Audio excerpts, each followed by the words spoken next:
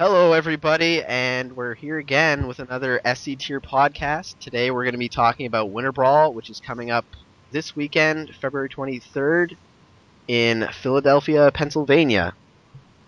And our guest today is kilikAbeast, KAB, and besides him, we have the usuals here on SCTier. We have Jimbinator. Hey guys, if you don't like me here, how about you leave a comment in the comment section, because I've been involved with these things a lot now. Yeah, do that. Yeah, there you go. I don't know why you wouldn't want to have Jimbo here, but he's a pretty cool guy. But if you don't want him, that's cool. We can gladly get rid of him whenever we want. Besides him, we have some other guy kind of lurking here. You're stuck with me. There's nothing you can do about that. We won't get into that. So, without any further ado, Colin, if you want to introduce yourself as our guest. What's up, guys? Most of you guys, I'm on the forums. I'm on run as Cab, my shortened name for kilikAbeast, which is my PSN, so I'm sure a lot of you know me as both. And they asked me to be on here today to talk about Winter Brawl because I'm going from Florida, so should be good times. Yeah, for sure. Yeah, one of the reasons we brought you on here is because you're, as far as I know, you're traveling the farthest to get to this tournament. It's traditionally been mostly just a Northeast type thing in terms of who shows up, but you're coming all the way from Florida, correct? Yeah, definitely.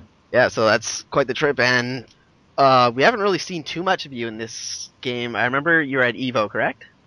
I was at EVO. Yeah, and before that, I'm not too familiar. But before we really get into that, we'll kind of backtrack a little bit further and talk about kind of your background in the game and a little bit outside if you want to go into that. So, tell us a little bit about yourself.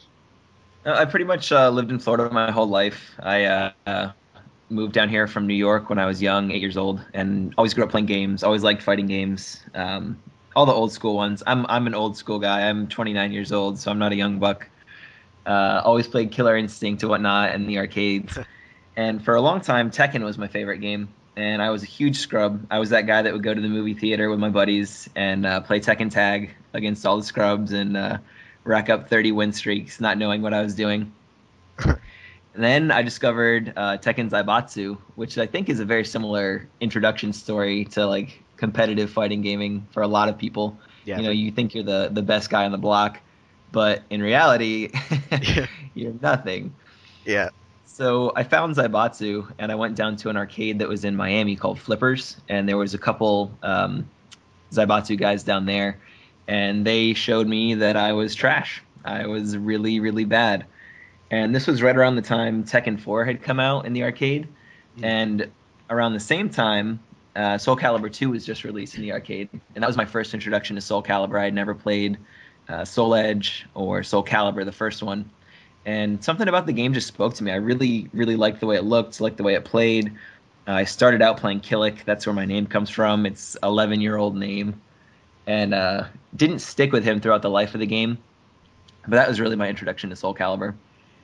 Okay, that's pretty interesting. For those kind of like myself who may not have been around at that time or really familiar with that era, what kind of time frame did Soulcalibur 2 come out, and like how long did that scene really last? So the arcade version came out summer of 2001, and it was about a year before it was on console, and it was import console first. Like we all had the Japanese version. Okay. For tournaments and whatnot. And then the American version came out not too long after that. I want to say like 6 or 7 months after that. And when we played it all the way through till 2005, I mean, it was at EVO 2K3 and 2K4. Oh, wow. And Calibur 3 came out in early 2K5, I believe. And, the scene was pretty alive for the whole length of the game. And the game evolved so much throughout the lifespan of it, so it was pretty interesting the whole way. Okay, that's cool. Yeah, like I know a few people who've been around, but it's always a little bit different because I know the people that I do know, they're up here in Canada, so things they have to say are a little bit different from some of the U.S. players. So yeah, it's pretty cool. Yeah. Anything? How was traveling when you were part of the Soulcalibur 2 scene? So I traveled a ton in Calibur 2. Calibur 2 was my first like serious competitive game. So Okay. they used to hold a tournament series up in Iowa called Extravaganza, Okay. and I went to that. I went to an MLG event. They had SC2 at MLG back in the day. I went to one of those in Dallas. I went to Evo 2K4. We had a major down here in Orlando. And so back then, traveling, like, RTD was around, obviously. I've known Rob for a long time. We go way back. We're buddies. Mick, obviously, I knew him pretty well. A lot of the names aren't around anymore. It's crazy. Like, I still see some of the guys, but the scene has changed so much. Yeah, so I hear. Yeah. Okay, so yeah, I hear you weren't really around for 3. So after Soulcalibur 2, what kind of like did you stick around? Did you play other So games?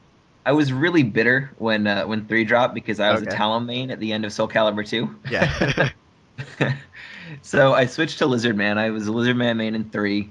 I liked the game. I played it a little bit, but the community just died. Like I played it as long as everybody else played it, Yeah. and then it just seemed like there was 2 pockets, one up in the Northeast and one like in Cali, and nobody else played the game.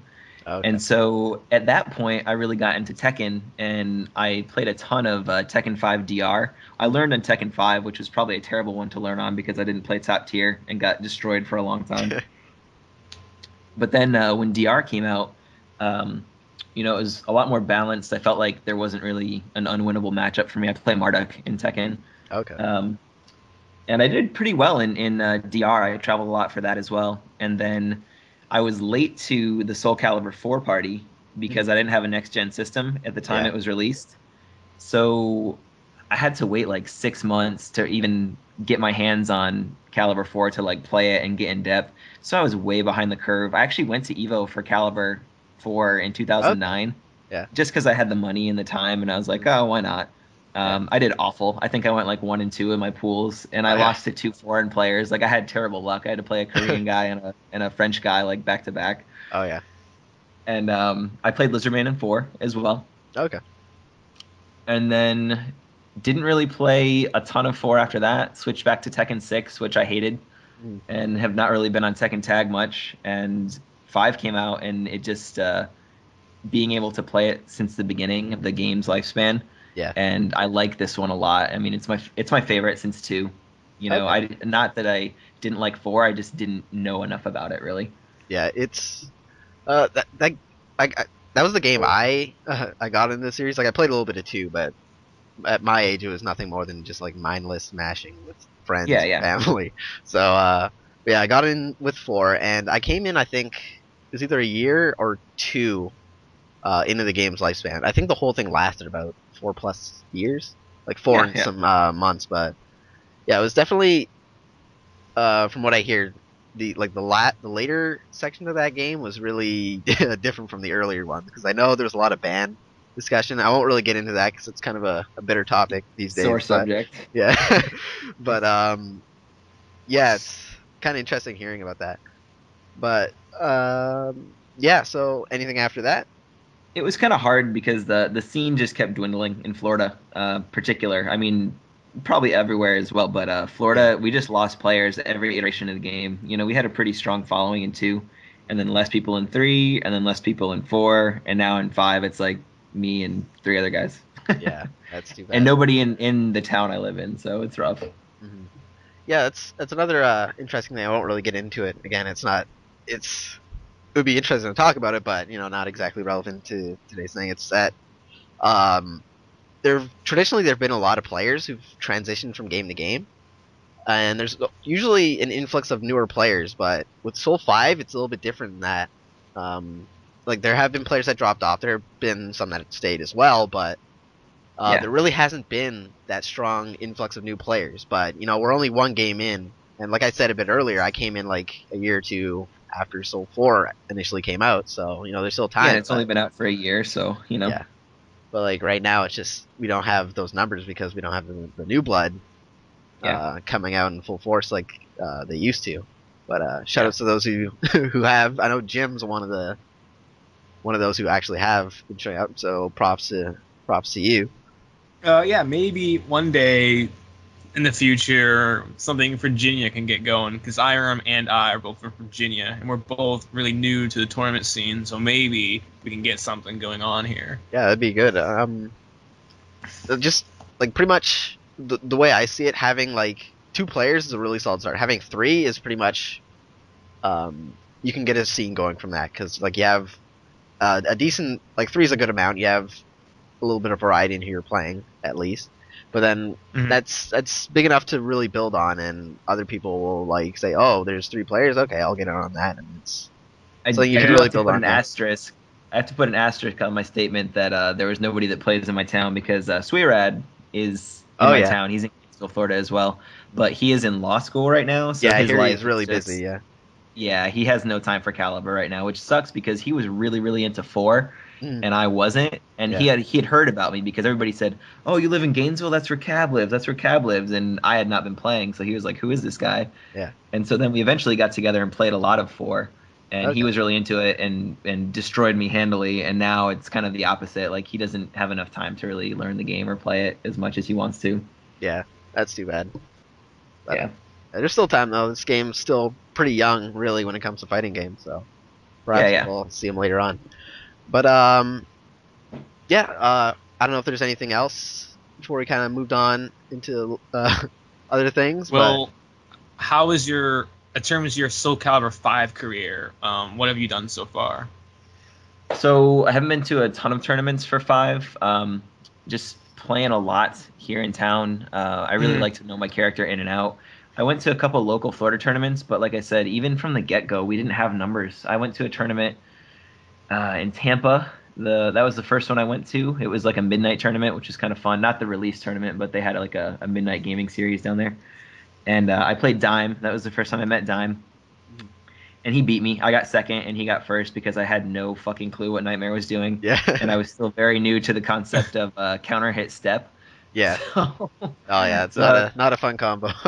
Oh man, it was awful. So he beat me that first tournament, and then I went to another tournament in Daytona here in Florida, and I got first in that one. There wasn't really anybody there. There was like 8 people, and only 2 guys that actually really knew what they were doing, so it wasn't that big of an accomplishment. Then I decided I wanted to go to EVO, and I had played and practiced a ton, and I was happy with my EVO performance. My initial goal was to just make it out of pools, and I did.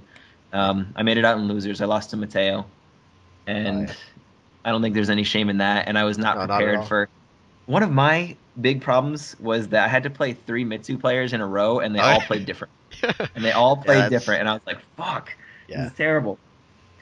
So, I achieved my goal of making it out of pools, and I beat an international player. I beat KBO, who is a lay shot player from Japan.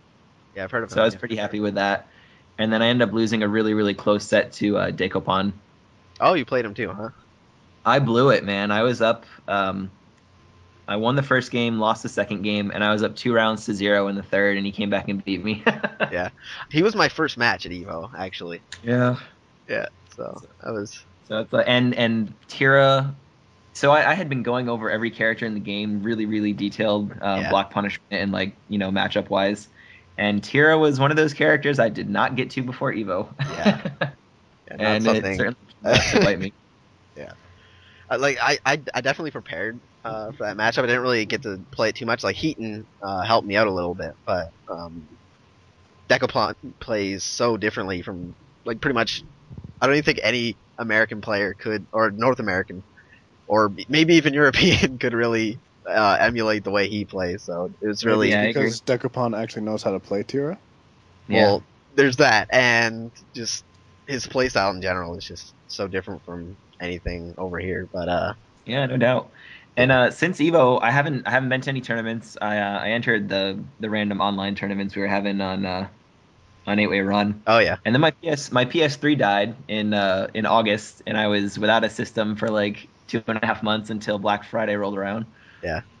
So that kind of sucked. And then speaking of Winter Brawl, that's actually the main reason I decided to go to Winter Brawl, because I'm really looking forward to Final Round. Mm-hmm. And I decided that I needed some sort of warm-up or tune-up for Final Round just to kind of like get the tournament setting again. So Winter Brawl was the best option, and so there we go. Awesome. Well, that transitions perfectly into the whole tournament discussion. So I guess we'll get right into it. So Winter Brawl, of course, is this weekend. Like I said earlier, it's in Philadelphia, Pennsylvania. I believe the actual tournament is on the Saturday, which I think is the Yes. 23rd, right? And Yeah, it's top on the 8 is the 24th. Okay, yeah. So yeah, as usual, top 8 will be on the Sunday, probably around afternoon or evening, Early something like afternoon, that. probably.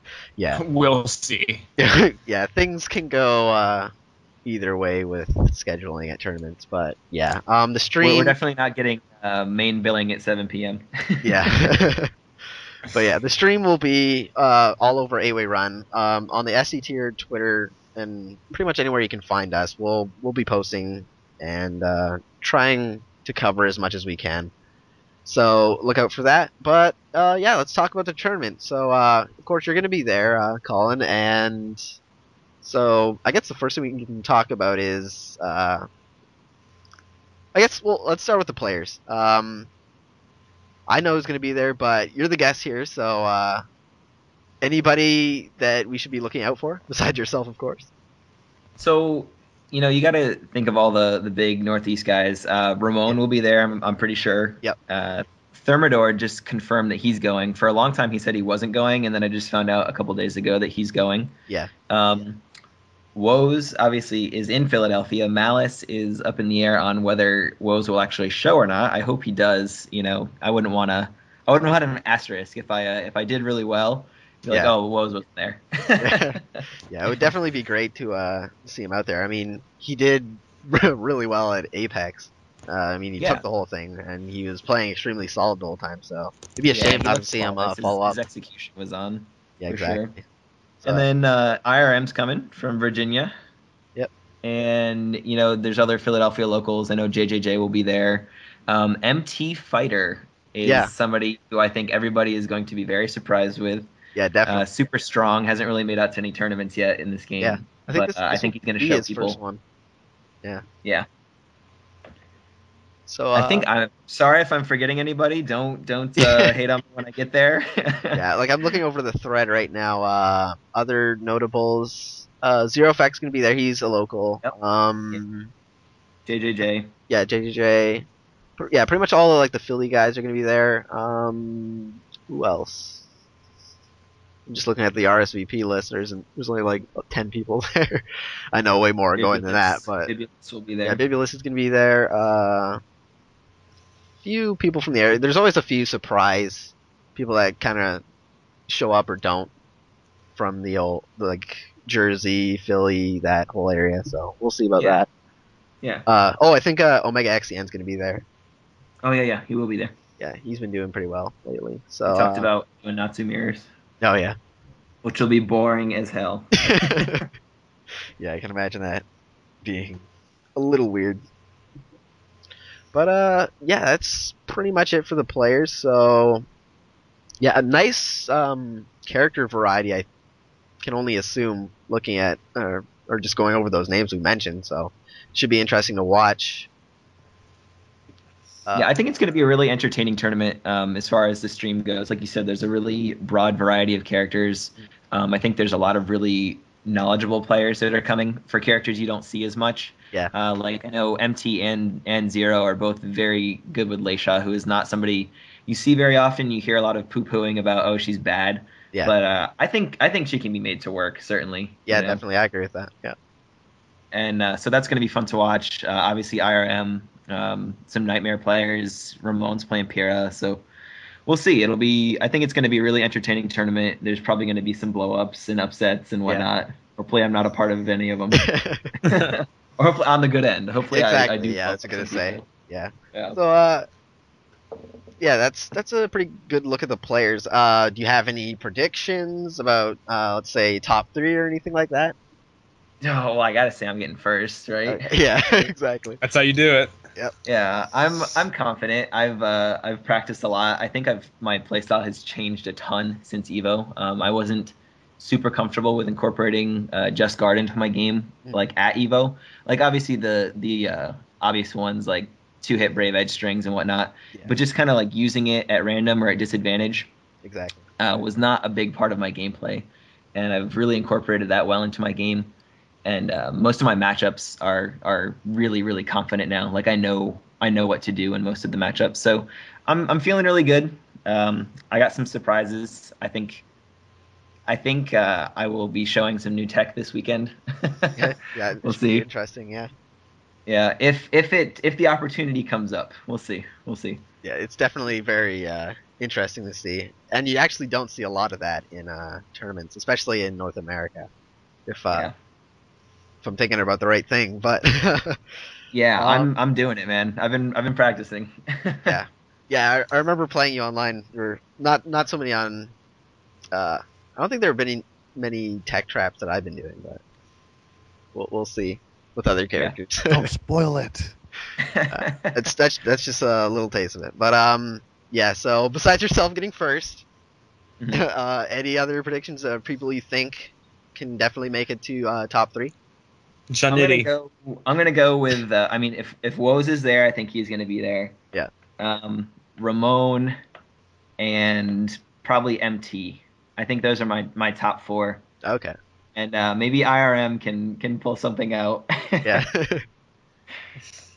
Yeah. I know a few IRM people. IRM 8th place. Yeah. My place. I'd play. But yeah. So there you have it. I think that.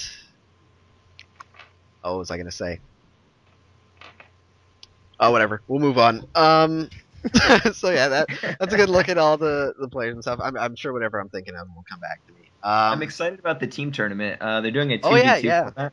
I forgot about that. Yeah, it's a bit different from how we usually do things. It's usually been Yeah, 3v3. yeah. Who do you have in mind for a teammate? Um, like everybody's taken, so I'm kind of just winging it. Okay. We'll see. I'm rooming with Sandman and Janity. I think. Janity. Yeah. So we're rooming. So one of them might be my partner. I don't know. I'll have to see who's available come tournament time. But it doesn't matter. I think it's going to be fun regardless. I like that it's like a 2-person setup. Hmm. It's you can almost really have a carry me team for sure. Exactly. Yeah, those are always fun. Did Yeah. you ever think of donning a luchador mask and being your own partner? Oh man, like a alter ego. Yeah. That's not a bad idea. No, it's a good Or idea. I could be Cab and kilikAbeast. Exactly. There you Right? go. It's got to pay that double entry fee, but Now you think. if you win I'm it, out. it doesn't really matter. I'm out. But yeah, so the team tournament as well. I think at least some of that will be streamed. Definitely the finals, I'd assume. Yeah, you'd think. At You'd think. NEC, we had pretty much like a good portion of the team tournament covered, so I'd expect the same from this tournament. Let's see. Pull up my little notepad with hardly any notes at all. So we talked about the players. We talked about a little bit about predictions. Well, we kind of already went into this, but how are you personally preparing for this event? That's a very good point. Yeah, Jimbo with the save. I've been watching match vids of certain players who I know are going to be there, Okay. looking for tendencies, stuff they do. Like I said, I carry a little tiny notepad with me. It fits in my pocket, and in it I have written down basically all of the block punishment for every character. Most of the obvious stuff I have drilled into my head, but if I know I'm playing like whatever a nightmare player coming up, I might flip to it and look at some of the less common things that I might need a little refresh on. And I have, in addition to the block punishment, I have any throws that will ring out forward, backwards, left.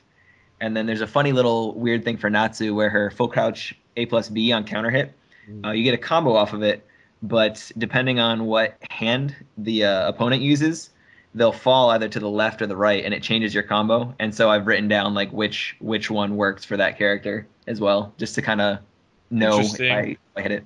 Yeah, I had no idea about that. That's pretty cool. But yeah, if you one side gets a full 6A+B combo, and the other side gets a 3B. So, and I can't remember 30 of them. Yeah, definitely things that specific are definitely things you want to note down. So Yeah. That's So really good, I've yeah. been making sure I've gone over all my characters, or at least all the characters that I think are going to be represented there. I still have like 2 or 3 left to do. I'm going to try and hammer them out in the next day or so. Yeah. But that's pretty much it. Siegfried's on there, but I don't know if I need to go over him. Yeah, we will I mean, see. The notepad's a good habit a lot of American players neglect to do. I know a lot of foreign players like to have a notepad, just notes and notes and notes how to deal with certain matchups. But I think a lot of North American players kind of take things for granted. I'm guilty of this. I just take things for granted and like believe I have it all memorized in my head. But Yeah, I'm the good. same way. I have the notebook, but like I brought it with me at NEC, and honestly, I didn't even look at it, Didn't and use I it. neglected to fill out the actual info I needed. So like Mhm. I think I started alphabetically, and I completed the Astaroth section, of which I played 0 Astaroths at NEC, so it was really helpful. You have to take into account too that Natsu's punishment list is a lot longer than every other character because of the opportunity she gets to punish because having the 10 frame day. So there's a lot of things that she can punish that nobody else can that I need to know because those are important. Mm. And then in addition to that, I kind of harped on this on the what's the other podcast? VGF. Oh yeah, the Soulcast.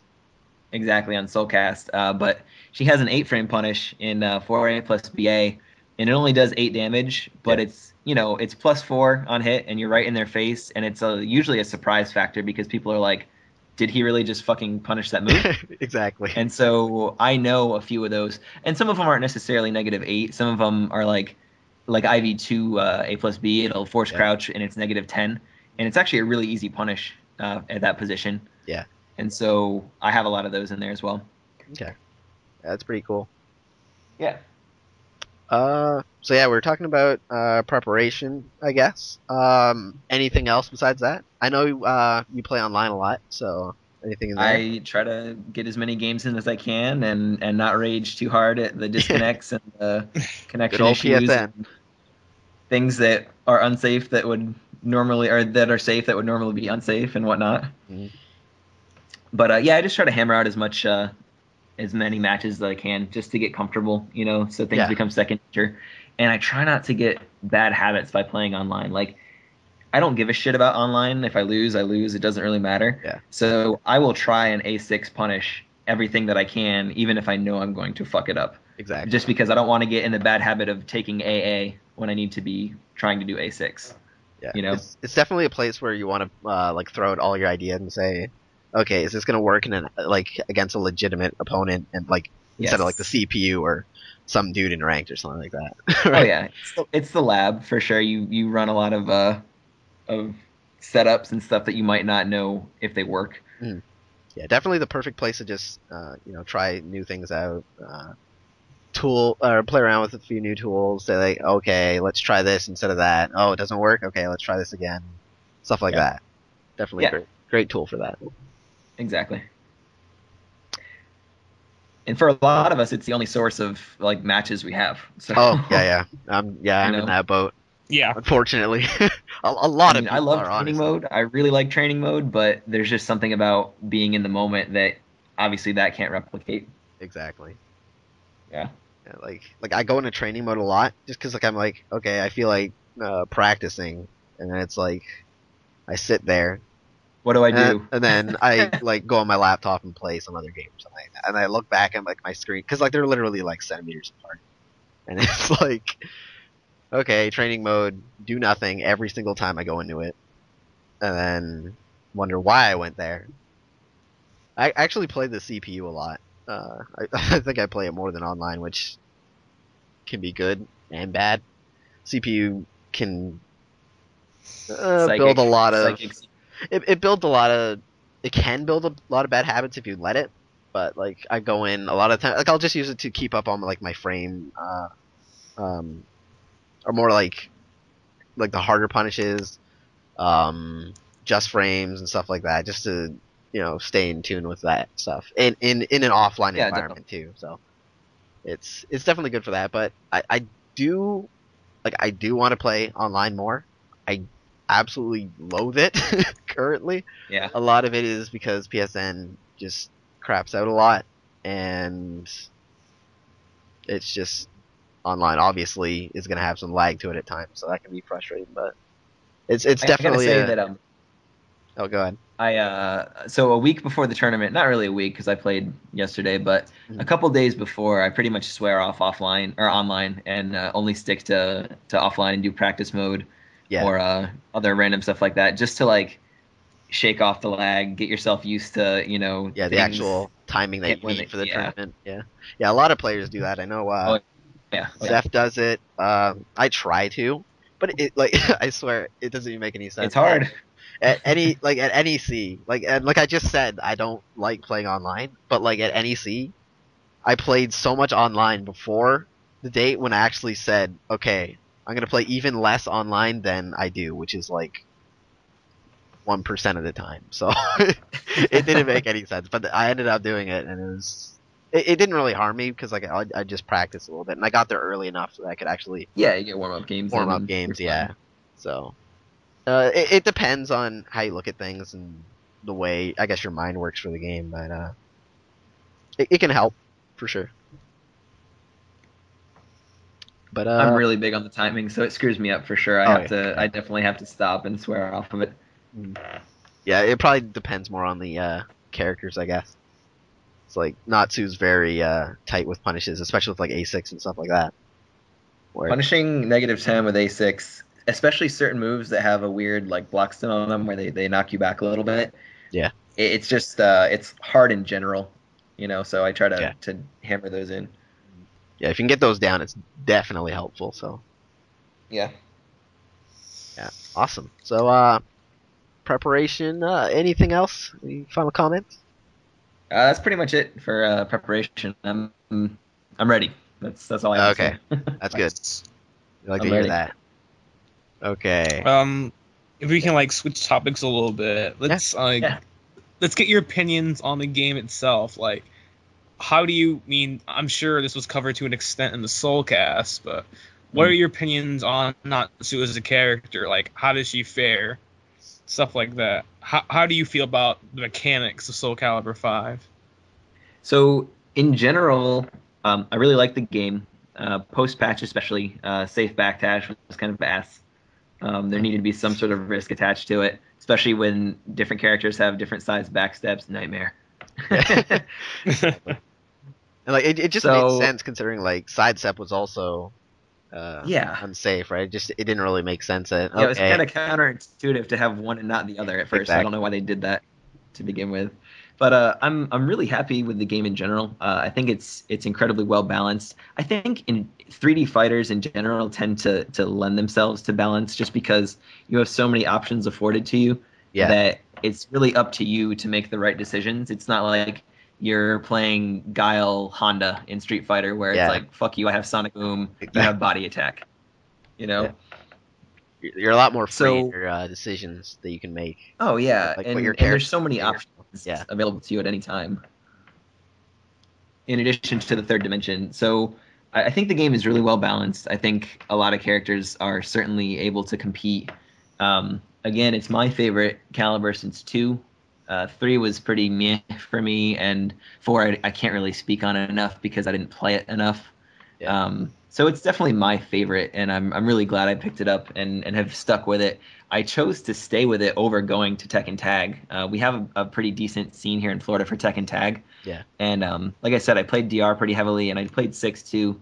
And when Tag 2 dropped, Soulcalibur is still so fresh that I was like, I don't really want to play Tag yet. And then I started playing it a little bit, and it was very daunting in that there's a ton of characters. So it was when I play how I want to play, which is going over the matchups and learning block punishment, it would take forever.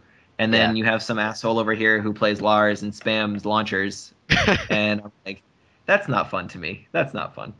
Yeah, those Lars players. So I stuck with Soulcalibur, and I'm glad I did because I find it to be a much more rewarding and fun game. Yeah. That's cool to hear. I know plenty of people went over to Tekken, so it's good to hear that at least some people stayed over here and played this game. Because honestly, it was still pretty young by the time Tag 2 came out. So I'll still mess around with Tag. Like if somebody's playing, I'll play with them. Yeah. But I have a really hard time doing 2 games competitively at once. Yeah, like pretty much outside of Calibur, I suck at every other fighting game.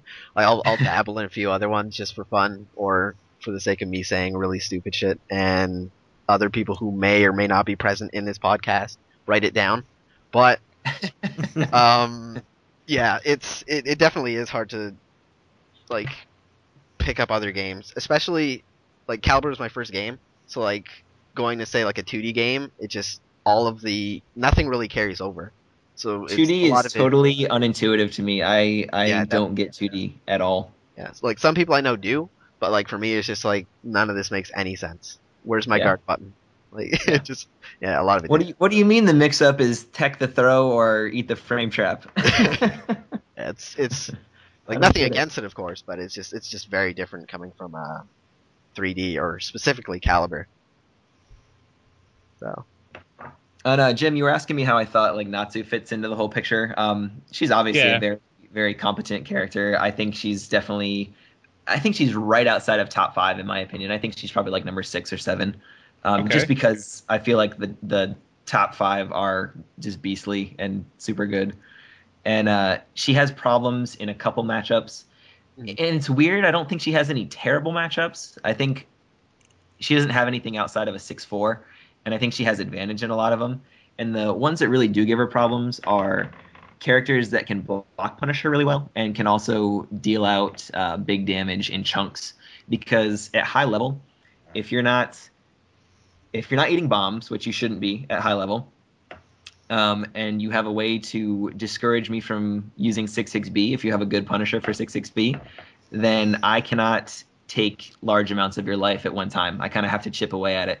So if you're like Cervantes, to me is a really hard matchup because he has a slide B, which isn't bad in itself because I can block punish it pretty well, but it is able to punish a lot of my moves that are key in my offense.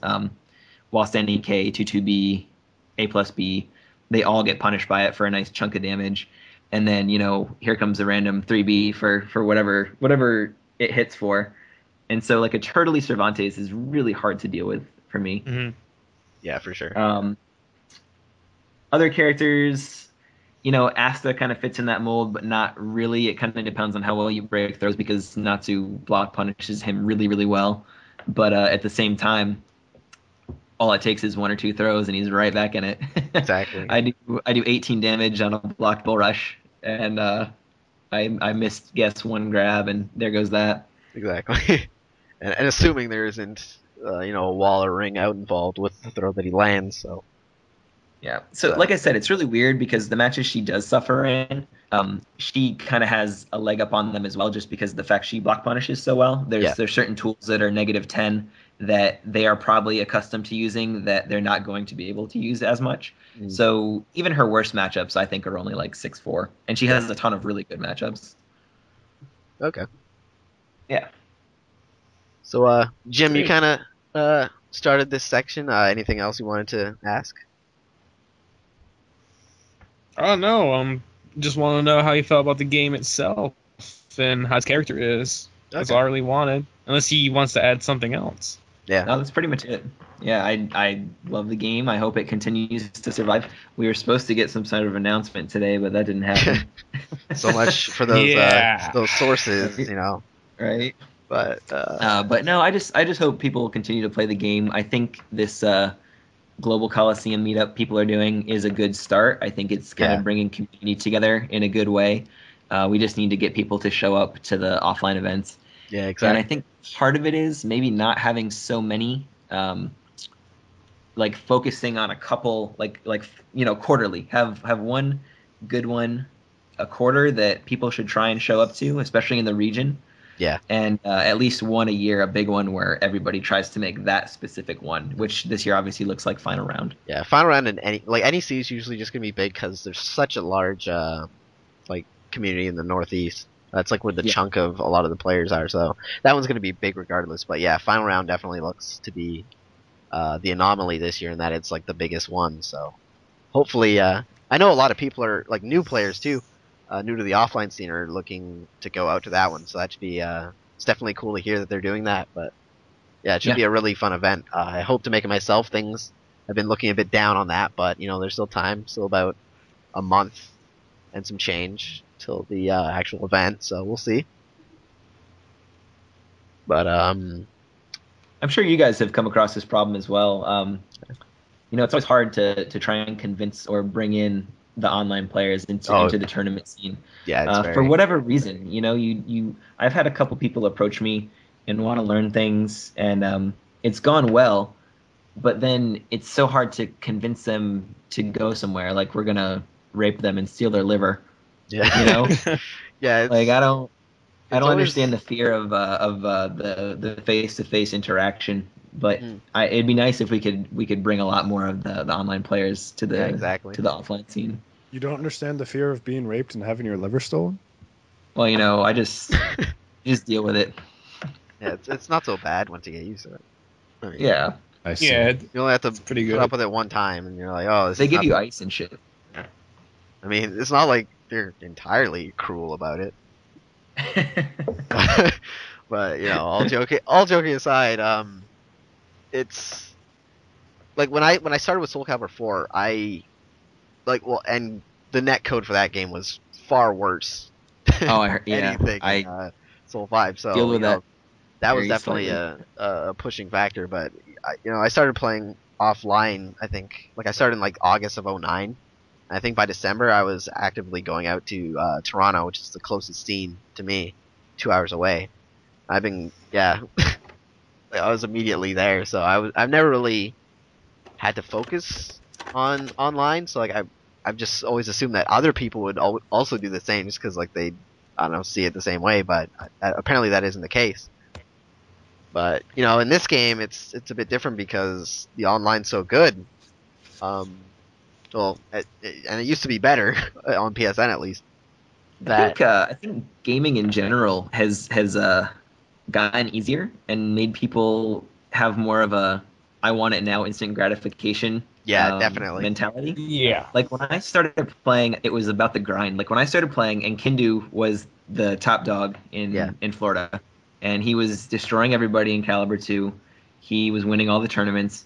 And when I first started, I was like, I want to be good enough to beat that guy. And it was a journey, and it was a grind. And eventually, myself and the guy I played with mainly, who no longer plays, his name was I'm a Beast. We were Team Beast. Yeah. And I know, right, corny? We trained together, and we played a ton. And eventually, we were the two best in the state. And I was the first one to beat Kindu in a tournament in Florida. And that was fun to me. And I don't think it's that way anymore. I think a lot of it has gotten easier, and people just want instant gratification. Yeah, I totally agree with that. Like, in Soulcalibur 4, it's the game lasted for so long, but the competitive edge was always there. You had newcomers Zeph and I kind of came up at around the same time, but I know I personally was I got my ass kicked so many times. I went to at every Toronto local. I pretty much lost everything until the last 4 months or so of Soul 4, when actually I won my first tournament. We did a little practice one before NEC in, I want to say, I think it was 2011. Okay. But so that was my first win, and a bit before that, I think Zeph won a local they had, I think, in SoCal, where a bunch of NorCal peeps and of course the SoCal guys were there too. And Zeph won. That was his first win, and then from that point, it's just there was so much. Everybody just was gunning for the top in that game, and it's just you really don't see that so much anymore. You have people definitely training to get better, but you don't see these people from online saying, oh, "Okay, I want to beat that guy because he's winning everything." You have to be okay with getting your ass beat, and it's just not that way anymore. Yeah, unfortunately. I won't get too much into my disdain for first-person shooters, but when a new guy plays somebody in a fighting game, it just feels hopeless. You know what I'm saying?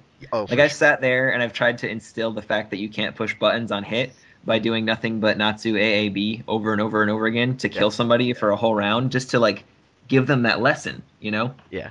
And in a first-person shooter, even though you might not win the game or the match, anybody can get a headshot or kill somebody from behind and feel that instant rush of oh, I just killed this guy. Yeah. Even though you might not win the game, you got some kills. exactly. It's definitely something. I've said this plenty of times to other people. It's like to play in fighters, you can't like you cannot teach someone to be competitive. They really have to have the drive themselves. Oh yeah. Oh yeah. It's very different from other genres, I think. Although, like at the highest level, of course, it's going to be more or less the same. But like at entry level, it's not going to be like a shooter. Like you're going to go in there. It's like, oh, okay, I got one kill. I had some success. But like in a fighter, it's like you win or you lose. And when you're starting off, you're going to lose a lot. Like there's really no escaping that. And just some people are bothered by that, and they don't like to. They say, "Oh, this isn't worth it. I'll play something else because I'm losing a lot." And they don't like losing. But Here's something I've thought about recently, and I want to get your guys' take on it. So Sure. It seems like the FPS community and the 2D community in general. Mhm. I don't know if the 3D players are smarter in general, or if we just have a smaller community. Yeah. But it seems like there's less willingness to be a pot monster in our communities as opposed to like, a Halo tournament or a Street Fighter tournament. Because at the end of the day, you have to realize that the people who sign up for Evo, there's probably only about, out of the 1,200 people that sign up for AE, there's probably like, 40 people who can really do it. Yeah. You know? So I'm just wondering what the drive or the What the willingness difference, to yeah. be the pot monster is. Exactly. Our guys are just like, fuck it, I'm staying home. Yeah, it's really weird. I think a lot of it has to do with just the fact that like the stigma that the Street Fighter series or Marvel, I guess, that those series have just built up on. It's like they're just you think of Yeah. those games and like the communities are just like they're automatically hyped about it, and it's just like Yeah. okay, I don't care if I'll lose. It's like Infiltration, I guess, is the guy to beat now. So it's like, oh, he's gonna be there. I guess I'll sign up too, just because it's Street Fighter, it's hype. Yeah, So I'll be there. exactly. But in this game, I really cannot point out what the difference is, but I definitely know what you mean in that we just don't get the same kind of following Numbers with our at all, community. yeah. And like we have like really dedicated fans and stuff, but it's like they don't support the same way 2D communities do, and it's kind of sad, honestly. But, Yeah. I can say from experience, the reason I'm a pop monster for Virtua Fighter is because I like what I see in the game, I like what I see in the players, and I like how the community treats not only each other in the community, but others outside the community, those who want to learn or just those who watch. It's a very welcoming environment. Yeah, they're really nice folks. So I can't say, what it is that we're missing, but I can say that's what the others are doing. allows me to give my money willingly to other scenes. Yeah. I hear you. Yeah. Besides, I'll just make it back on Calibur anyway. But yeah, this is actually a pretty good topic, to kind of, I guess we can call it like the future of Calibur or something, just talk about this. But yeah, I think some of it could be is that people just don't really have a good idea of what the offline scene is like. Yeah. For our community, as to what we can do to improve that. I think we could definitely have more stuff involving the actual players instead of just like game footage all the time. I know that if I were to make it to more of these tournaments, I would be putting more of an effort to get kind of more behind the scenes stuff. Well, when you think Calibur, do any huge flamboyant personas really come to mind when it comes to the Calibur community? Like if you ask a Street Fighter player or a Marvel player, hey, you know any Soulcalibur players? I don't think they're really gonna show up with anything. That's another thing. It's like we don't have the big names. Like we have, like obviously we know, like right now Zeph's the guy to beat, but like you go anywhere outside this community and nobody's gonna know that. So yeah, they don't know. It's to be fair, if you ask any of the Street Fighter players about Soulcalibur players, they'll tell you, yeah, there's this one asshole who won't stop fucking yelling while I'm trying to play.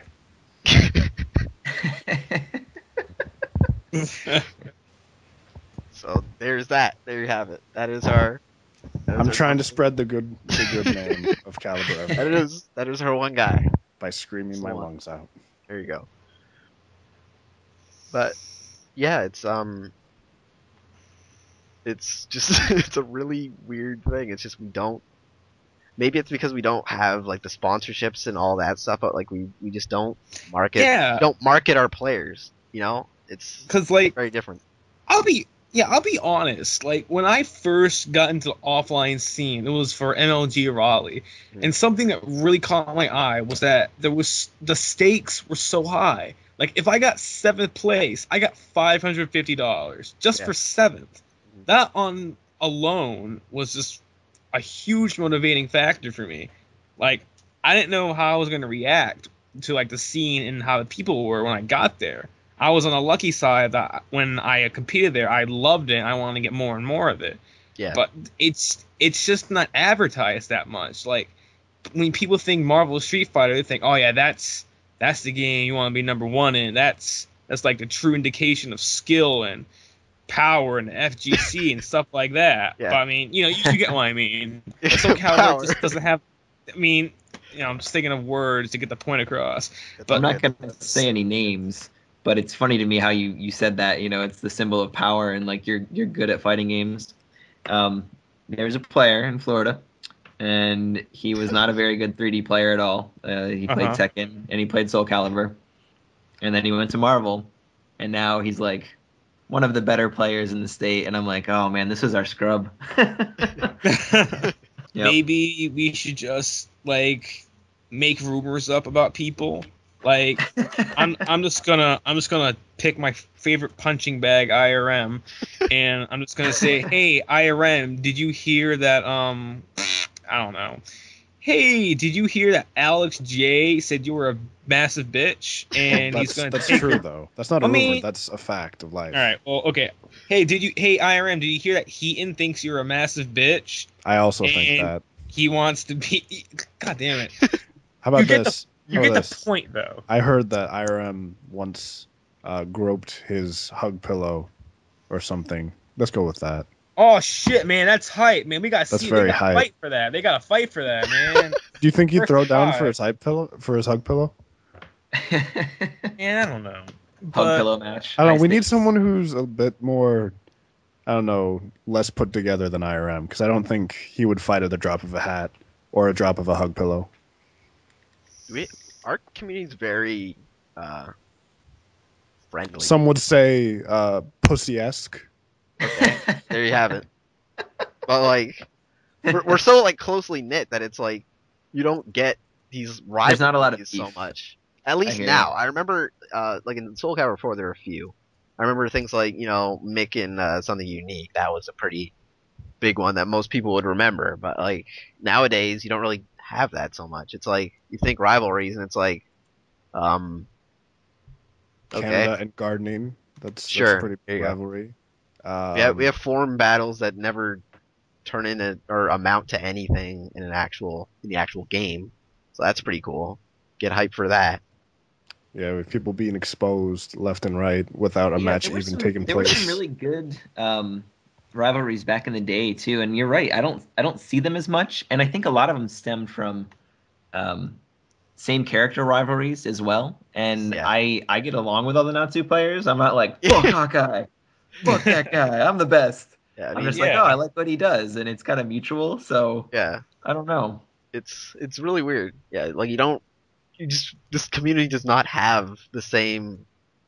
Like I don't know if it's just us or if it's just because like Street Fighter and Marvel have so many more players than us, but it's like we just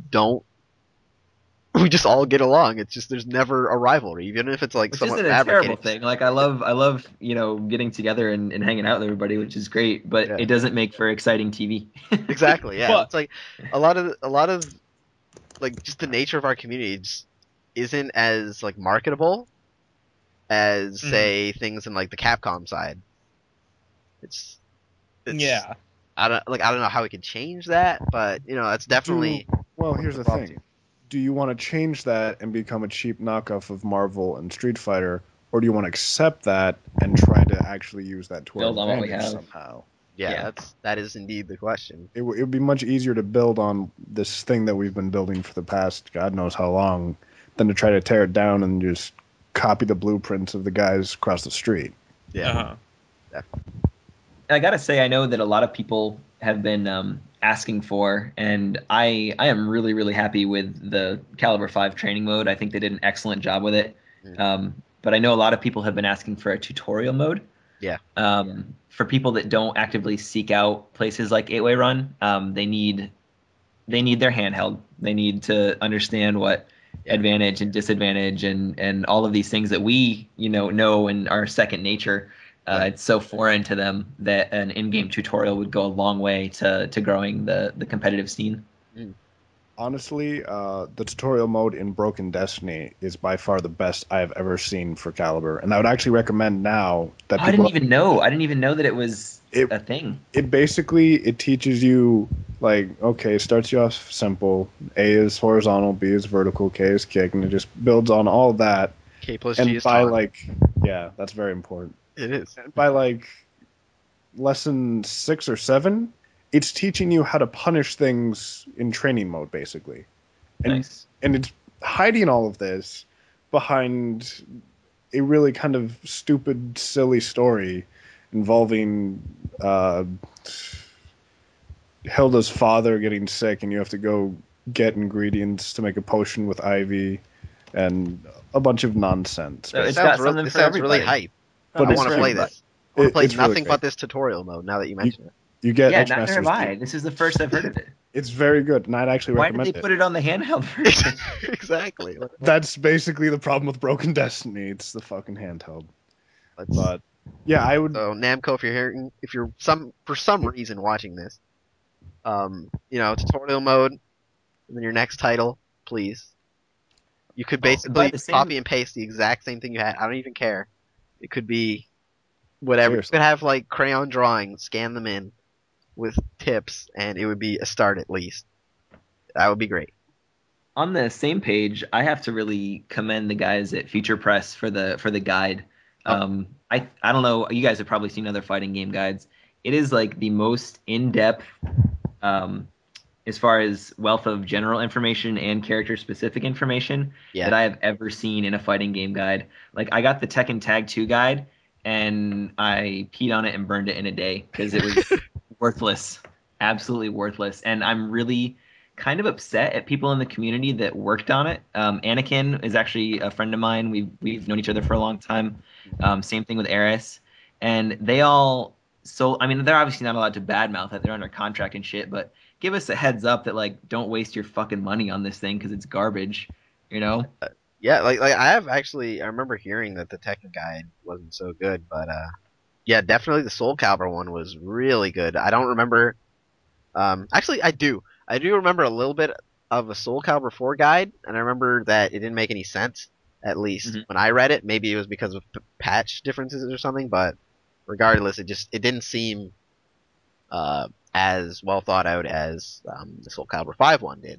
So Yeah, that is actually my problem with the Soulcalibur 5 guide. It was really, really good for the few months until patch, and then you go and read it, and some parts are still fairly accurate, while others are completely wrong. Like the Raphael part talks about how 2-2-B is the best move ever, and you need to use it at all times because it's safe, and it gives him combos, and all of this went right out the window during the patch. Patch did screw it up a little bit, I agree. Certain characters got hit harder than others. So that was kind of rough. Definitely on that front. When you introduce like a system change like the backdash nerf like in a patch, it's kind of that can only guide so much. Yeah.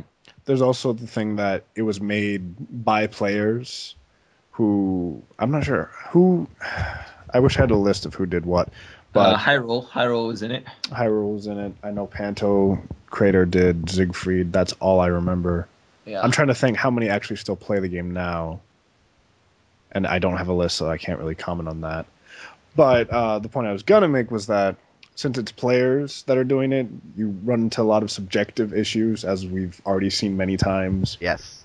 America is very different from France. Yeah. And America is different from America, and it's different from France, and it's different from Singapore and Japan, so on and so forth. So you can run into subjective things. And just because, the official guide says it, it has to be true. So that can throw the new kids off or throw them for a loop and make them depressed for no reason early on. Yeah. Also has no Just Guard frames. That made me very sad.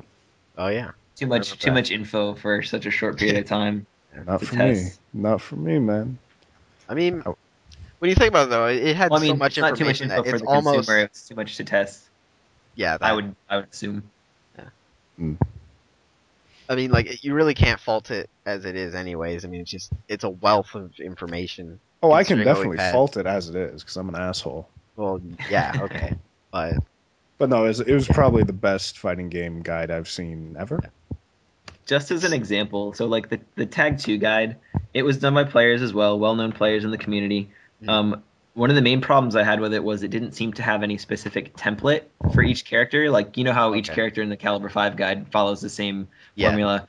General overview, here's some good moves, here's some stances, here's your frame data, blah, blah, blah. Different guys were using different terms for the same thing. It was really confusing. Like, some people were calling, advantage hits. It just wasn't uniform. consistent. Yeah. Yeah, they didn't have a template for what they were supposed to be doing. And then when it came to the frame data section, Tekken has a multitude of strings everywhere. Yeah. And they only listed the initial impact frame for the first part of the string and the block data for the last part of the string. So if there's 4 different hits in the string, you only got the impact frame of the first hit and the block frame of the last hit. Wow. So there's 3 moves in there that you don't have any idea what's going on. That's a good guide. I'd buy it. Awful. And then I'd give it to Troy. I'd love that guide. I'd become so good at Tekken. It's kind of a problem with fighting games and competitive games in general. How do you write a perfect guide for that, especially one that gets updated? Yeah. If you write a treasure guide for Uncharted, okay, through every run, the treasures are going to be here, go here, do this. It's not going to be wrong. Right. Unless you somehow fuck everything up and Naughty Dog patches everything. But we patched all the treasure locations because we felt like it. Because we wanted to negate your purchase. There you go. But see, like fighting games, the new guide. They need to patch, or at least balance issues make you think they need to patch. And so it's kind of an issue of, do I want to have a shitty, unbalanced game and have an accurate guide? Or do I want to patch this game and make it playable and then kind of negate this purchase? It's a kind of a weird thing, but I'm pretty sure everyone's going to want you to balance the game in the end. Oh, yeah, totally with you. And, I mean, in the game, you can't know everything in the time they give you to write the guide. The game evolves so much over its lifespan that it's impossible. And the players are usually the ones that figure out, the shit later on, the tech traps and the abusable stuff. So you're right. It's ever-changing, and you can't put it all on paper, especially in the infancy of the game. Yeah. What I'm saying is don't buy strategy guides for fighting games ever. You will hate yourself. Except the Soulcalibur guide, because it's really good. Because it is good. If you say so. It is. It's very good. Buy it Most now. of the frame data is relevant. Yeah. Like a lot of the key stuff didn't change, at least for most characters. So you can still get a pretty good idea. And it's always nice having a physical copy of frame data and stuff, which again for the most part didn't change too drastically. So tell that to Devil Jin players who didn't get any frame data. I don't remember Devil Jin being a character in this game. So I know you don't. There you go. We have it. Devil Jin not Soulcalibur 5. Remember a guy called Derek Jin? He was pretty cool. He was pretty cool. Rest in peace. Yeah, I didn't know he died. I didn't know. I'm sorry. Don't worry. He'll be in Super Soulcalibur 5 coming soon to a theater near you. The movie, huh? Yeah. Nice. Namco's going out there. That's They're great. expanding their horizons. Could Soulcalibur tag ever work? Have talked about this actually. Do we want it to work? Okay, so this is now the fantasy. Yeah, now you just Calibur. open a can of worms that you're not going to be able to shut because I can't shut up on this topic. All right, so first off, do you want Tag 2 kind of tag system, or do you want Soulcalibur 4 Special Versus tag system? Both could work. You just have to balance it around it. Or Marvel. One's probably going to look... assist. Yeah, one's probably going to look more retarded than the other. Because Soulcalibur 4 tag system, you can tag out of block stun and make certain things that might be negative on block. Now they're like plus 10 on block. Oh man. And you tagged in a new character. So imagine Siegfried B4 on block, tag into Mitsu, 2KB is now guaranteed. Or Mitsu does 2KB, has it blocked, tags into Nightmare and does CE to CE the punish. There you go. Right? Yeah. So that's using Soulcalibur 4's broken-ass special versus system. Like too much freedom. Yeah. A shitload of freedom. Then you have Tag 2's system, which I think they'd probably do. Yeah. And you know how that goes. Yeah. Launcher. Combo filler. Launch combo, your combo, tag combo, filler. combo. Oh shit, you're at the wall. One mix up. So I don't know. I think it could work, but I think it would I don't need like an extreme amount of testing. And I think honestly, with the current mechanics, a lot would have to change to make it not unbelievably stupid. Yeah. now you could also go for Dead or Alive's tag system. I do not remember that one. Uh, Except for the you fact that I should. lost. You got bodied pretty hard. Well, that doesn't count. It's more or less similar to Tag 2's, except it doesn't have all of the tag. And you don't Mechanics. die. when It has your tag partner dies. throws, and yeah, you don't die when your partner dies. It's a lot more bare bones as a tag system, I want to say. Yeah. That could work, I guess, but I don't know. That's always felt kind of thrown into me. Yeah. But I'm pretty sure people would still do Soulcalibur tag tournaments on the side Oh yeah. because thrown in mechanics are awesome.